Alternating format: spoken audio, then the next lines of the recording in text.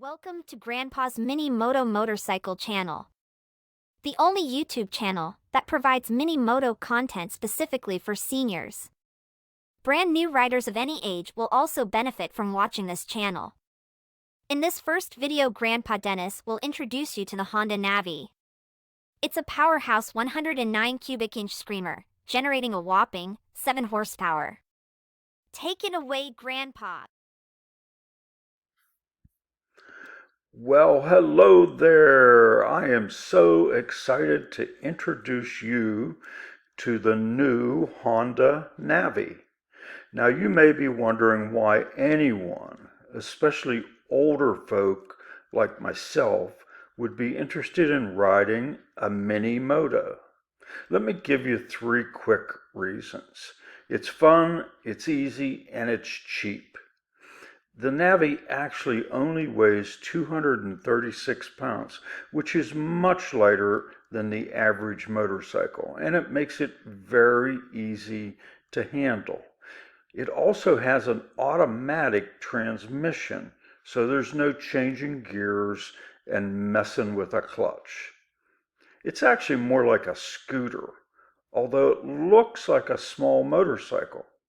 When you first see the Navi, it does look small, but actually it doesn't feel small when you're sitting on it. It has plenty of leg room for just about any size rider.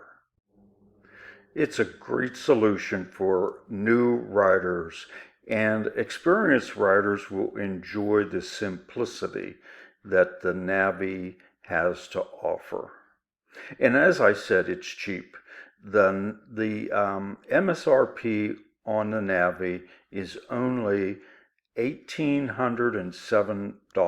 That's $1,807. Although to get one out the door at a dealership, you're likely going to pay at least $1,000 over MSRP, since the Navi is in high demand.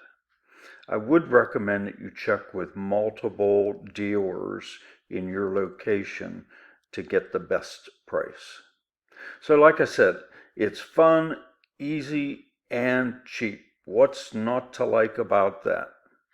So in this video, I'll take a close look at each of the Navi's components and features.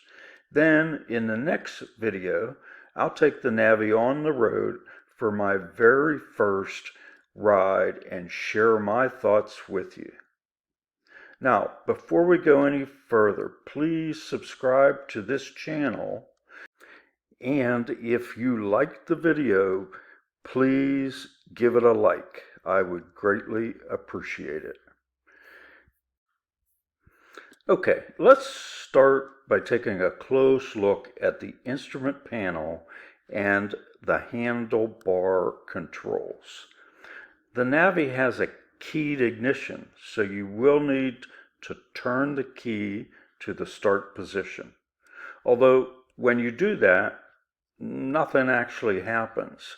It simply allows the engine to be started by using the manual starter, and I'll show you that in just a second. For instrumentation, the Navi has a speedometer, odometer, and a gas gauge.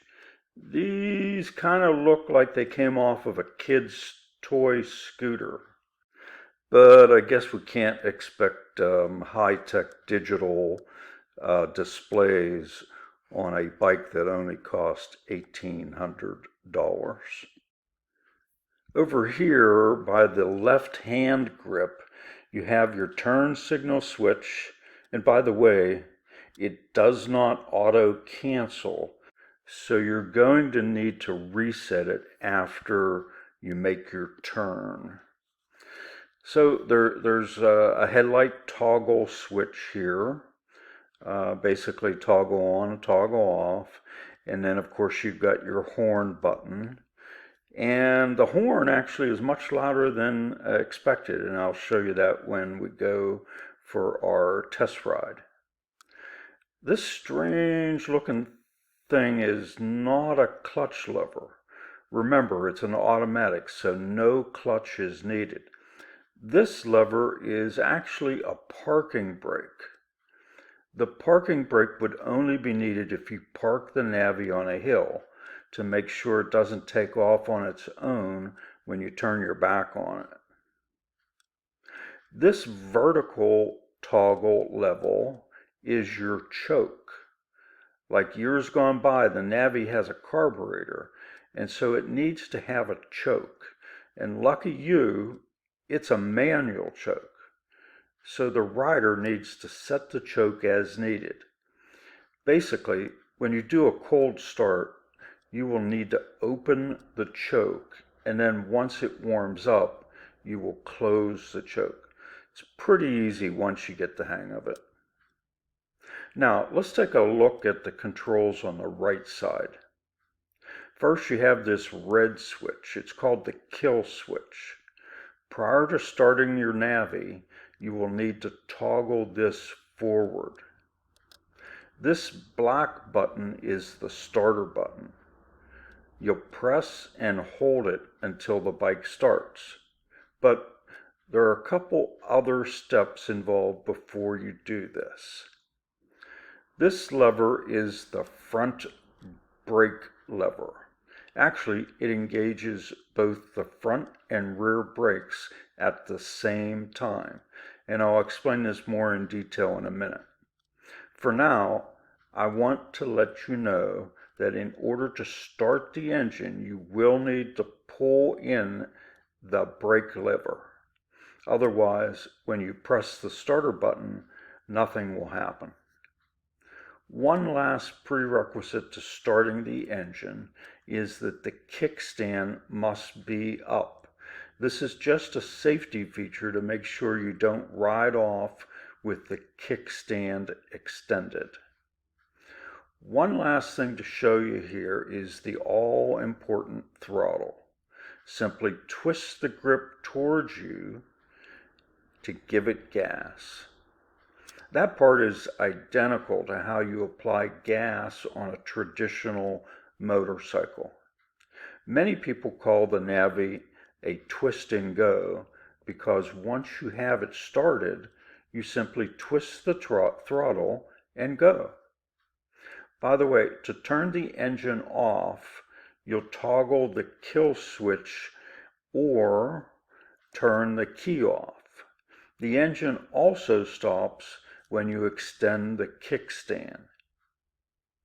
Now, the gas tank is under here, and it takes a whopping 0.9 gallons, not even a full gallon.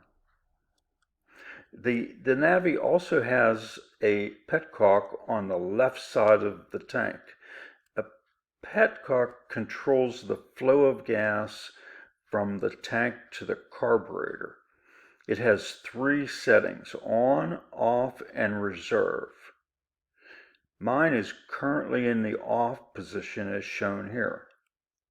You'll point the switch downwards to the on position before starting the bike. If you ever run out of gas, you turn the switch to point upwards to the reserve position to get another few miles. If you're over 55, this should bring back memories. Now, let's take a look at the brakes on the Navi. The Navi did something pretty strange with the brakes. A typical motorcycle has a front and rear brake that operate completely independent to one another. The front brake is on the right handlebar, and the rear brake is a foot pedal on the right side of the bike. The Navi has the controls in the same place as a standard motorcycle, but each brake controls and operates both the front and the rear brakes at the same time. Actually, it's similar in nature to a car. When you press the brake pedal in a car, all 4 brakes are engaged. This concept is actually pretty smart, especially for new riders. Okay, one last thing to take a look at. The Navi actually has a trunk. It's actually a large storage compartment that's below the fuel tank. Really a very nice feature. It'll come in handy for you and many times. Well, I hope you now have a good understanding of how the Navi works. All we need to do now is take the Navi for a ride. So click the link below and join me on my very first ride of the Navi. Thanks and have a great day.